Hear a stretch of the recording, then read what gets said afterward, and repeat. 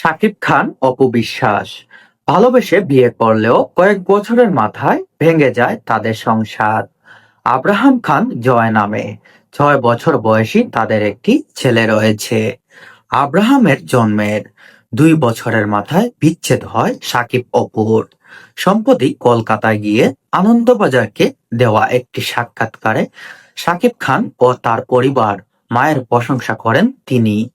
তাহলে সাবেক স্বামী শাকিব খানের সঙ্গে পুনরায় সম্পর্কে কি জোড়া লাগছে অপু বিশ্বাসের? বিচ্ছেদ বলে কি আবারও এক ছাদের নিচে থাকছেন অপু সাকিব? এমন প্রশ্নের রহস্য ঘেরা উত্তর দেন অপু।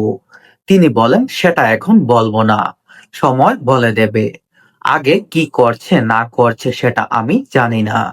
সাকিব এখন অনেক পরিবর্তন লক্ষ্য করছি। সন্তান, পরিবার, প্রিয়জনদের প্রতি দারুণ আবেগ কাজ করে তার। সাকিব একজন ভালো মনের মানুষ।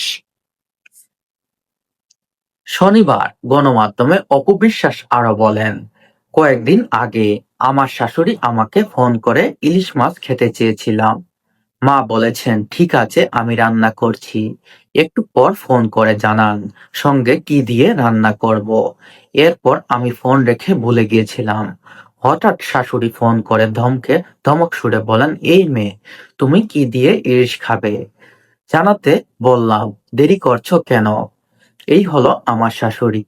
আমার শাশুড়ি আমার প্রতি এই ভালোবাসা দেখে আমি সত্যি অনেক মুগ্ধ হয়েছি। কারণ শাশুড়ি আমাকে নিজের মেয়ের থেকেও খুব বেশি ভালোবাসেন। বিশেষ করে শাকিব খানের পরিবারের প্রত্যেকটা মানুষ আমাকে খুব বেশি পছন্দ এবং সবথেকে বেশি প্রায়োরিটি দিয়ে থাকেন।